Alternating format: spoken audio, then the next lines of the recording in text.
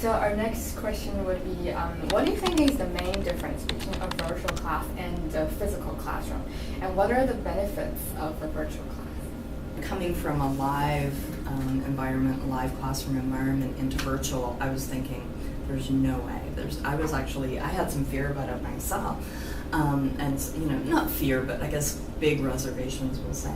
And what I find is the students are more focused because they're looking at a computer screen as opposed to 30 other students in a classroom distracting, talking, clicks, and which isn't a bad thing. I know that's a different experience, but when we come back to school as adults, we have a little bit of a different direction, a little bit more focus, and we're there with an intention.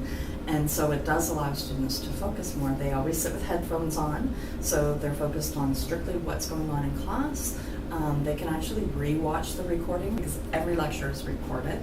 And it allows them to actually sit in class, interact, be engaged, listen, and enjoy what's going on instead of feverishly writing notes during the class. So I find it better focus, and students love it. I agree. Yeah, and the CompTIA certification exams where students have to do an external process where they have to buy a voucher to go do the certification to become certified in that certain program. And CompTIA has changed their exams to a performance-based questioning exam where students have to interact with the question by either using a drag and drop option or selecting from a drop-down list or typing in the information for commands, things like that. So what now I'm providing is those performance-based questions. I'm going to give them examples and create review situations, review virtual classrooms, so that they can come into the virtual classroom and look at my review before they actually go and write their certification exam. So to give them some examples. I conduct my classes a little bit differently. We've started exploring about a year ago, I guess, for flipped class. We started creating flip classes. So what I do, the majority of my classes, not all of them, some of the heavier, hardcore definition lectures we'll go through step by step. But the students are expected to actually review the lectures ahead of time. So we have pre-recorded digital lectures for them, where it's just like a digital library. So all the content's just narrated, it's very dry, but it's informative and it's very fact-driven.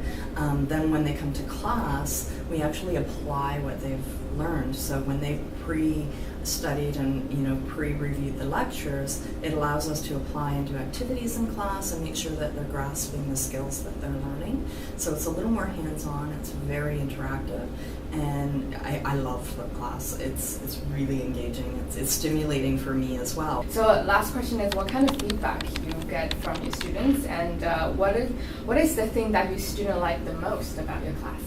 Every class that graduates, I always get a handful of students that start separation anxiety before we even get there. It becomes a comfortable place for them, and because I work really, really hard at building community. We have a Pinterest board where students can collaborate. We have, I do a lot of team activities, so I'll break students up into teams. They actually get to, create a persona for their team. So they really get to know one another, and I do a lot of activities where they actually have to work well together as well. And when you're having students coast to coast and they're not on the same campus, you have to really be a strong communicator. So it builds those skills for them. It's amazing how close they get. I think it's the sense of community. Textbook knowledge, it's, we're in an information age where information is at our fingertips. It's there. Anybody can learn anything. I can go change the oil in my car tonight if I watched a YouTube video. But to remove the human aspect of it, and we crave community, and I think it just opens students up to learning more and grasping the information when they're part of something bigger. And I think that that's my biggest benefit for for my classroom, but the students need that. And I have a program, I'm so fortunate because social service, certain type of people gravitate to that, and I'm so fortunate. I meet amazing people every class. And so they bring that to the table and they get very close very quickly. So yeah, you get to understand the student a lot more than if you were just doing a chat service.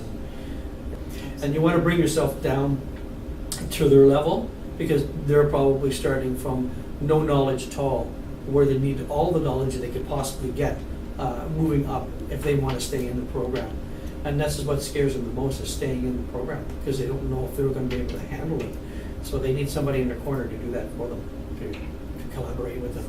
And you're bringing in a whole group together and discussing the actual process of what's going to take place and how it's going to be done, who's going to be doing what task, and that situation. So in IT, it's huge, because they have to collaborate with a lot of people within the environment. So. Wonderful. Just one other added little facet that we kind of glazed over, and I don't think we should, because it's a huge, huge part of the success of virtual, whether it be IT, medical, CSW, whatever that is our campus involvement. Campuses enroll our students. They do all the prerequisite testing. They support the students. They encourage them. They help them with funding. Like those are huge components. And without all of that, they wouldn't be there with us. Sure. And then they support them throughout the year as well. Encouraging them. And if we all have hiccups in life, if a student strays a little bit, the campus is there to support them. They're there to support me as well. And without that component, this wouldn't work. And I think that that's important to acknowledge as well. And it's up to us as educators to make sure that they're comfortable, and they are in the right spot, because they selected that, and you don't want them to second guess. Yeah, this is not where I'm supposed to be.